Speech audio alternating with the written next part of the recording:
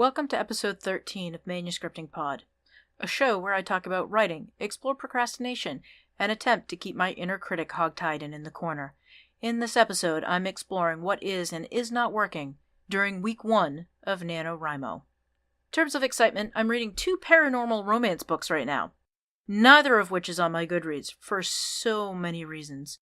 Both books have so many issues, just a lot of stuff going on that could have been fixed if either author had had a good editor who addressed the rampant head hopping, which eventually slides into a sort of third-person omnipotent point of view, but never quite makes it all the way. Story's okay, it's not great, but man, that head hopping, it really takes away from the story.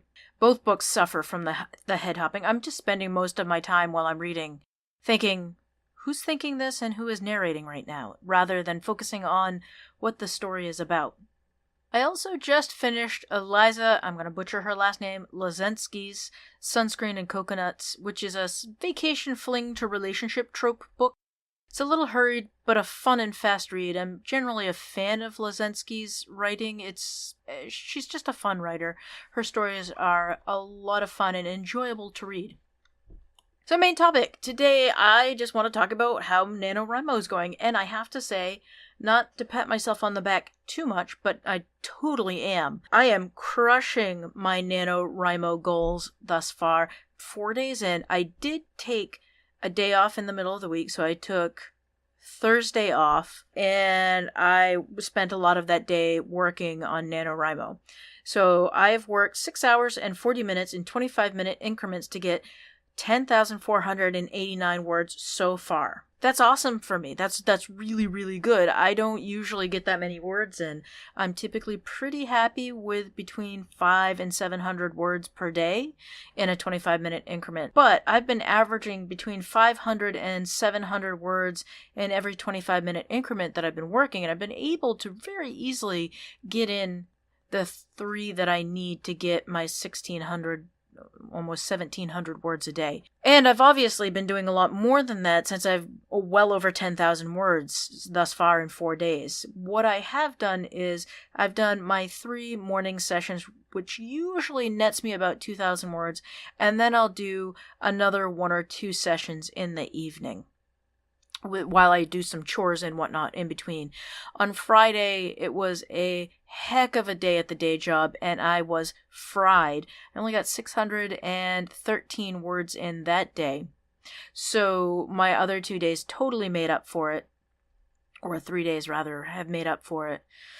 The other thing that has been very, very helpful is working off an outline. My outline is very loose. It's essentially a list of things I want to happen in mostly in order. I've been moving some things around. I've been very flexible with how things happen. One part of the outline, I had the 2 main characters meeting up at a local pub. Instead, I'm having them meet up at a work event. The vibe and the idea of it is the same, but there are additional emotional implications of them meeting up in a more awkward space.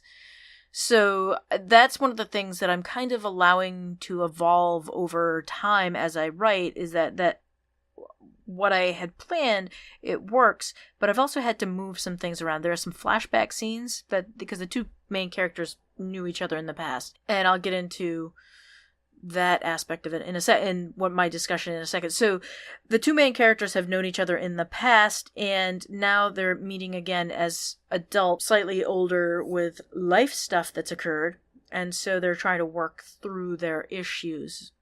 So this is a romance, and it is a second chance romance, which, if anyone's ever followed me on social media, it is my least favorite trope in romance. It's like a subgenre, subtrope that I don't typically like, but I recently read Monica McCallan's Back to the Start, and I really rather enjoyed that book, and I thought it gave me a lot of inspiration, so I went with that and wrote my outline for this. So writing romance is different, because normally I've stuck to vampires and paranormal fantasy, urban fantasy things. Writing romance is a lot different. I mean, granted, it's a lot of paranormal and urban fantasy has elements of romance in it. There's a relationship aspect of it, but this book is all about their emotions and relationship, which is a lot different for me to write. There's no action, really. There's sort of the emotional action, the emotional beats, rather than,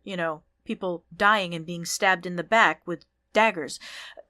So I could do that, but then I think it would take it from romance into another genre. Maybe thriller. I could totally see this book becoming a thriller.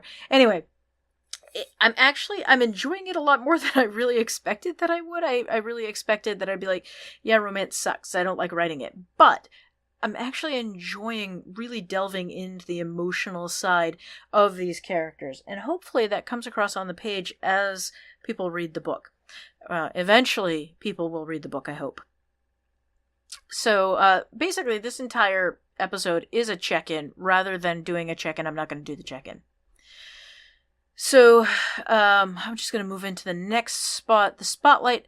I really want to thank my co-hosts over on RSVP Stationary Podcast for just being awesome people. I've had a number of scheduling issues and technical issues over the last few weeks, and we've just sort of rolled with the really weird recording times, Thursday nights at 6:30, and it's just been awesome. Lenore and Dee are just lovely people, and I enjoy talking to them, and the fact that I've gotten to talk to them more than I usually do over the last couple of weeks has been really amazing. We've also rolled out a sticker sale to get new mics and equipment for the podcast, which will help this podcast sound better too. Lenore handled the sticker purchase, and they are so pretty. They're letterpress printed onto really thick sticker stock. I'm totally in love with the letterpress stickers. They feel awesome on my pocket notebooks. I really want to thank Vito over at Story Supply Company for hooking me up with some pocket notebooks and pencils to help me through Nano this year. I don't know if that's why he sent me the pocket notebooks, but that's what I'm going to take it as. If you haven't heard of Story Supply, they had a great little Kickstarter campaign a few years back. The essence of their company is you buy a set of pocket notebooks, and Story Supply sends kids notebooks and pencils to help with their writing adventures. It's a neat program, and I really enjoy their products. Their limited edition and regular edition notebooks have really fabulous paper in them that feels awesome. So if you are looking for a pocket notebook or a place to just scribble some notes about your novel, Story Supply is a great place to go. This week's pod image is another one that I created. If you want me to use your image as the week's pod image, label your pick with hashtag ManuscriptingPod on Instagram. I'll go through and contact you and give you a shout out on the podcast if you'd like.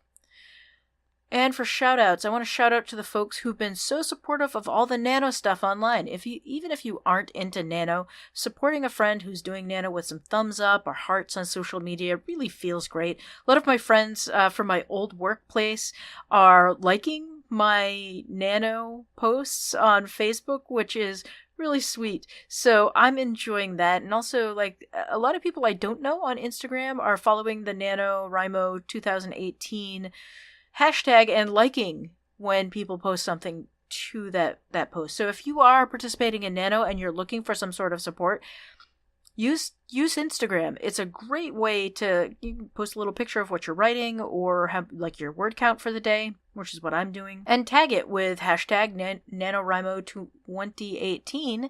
And a lot of people will just like it just because someone's out there writing and it's NaNoWriMo. Anyway, writing a novel is hard work, and your friends deserve a little pat on the back for doing it.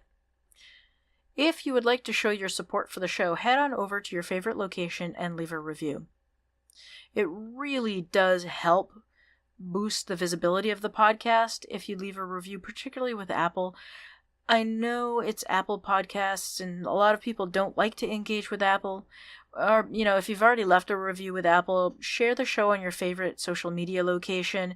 Just anything you can do to get the word out about the show. It's really helpful to get more listeners.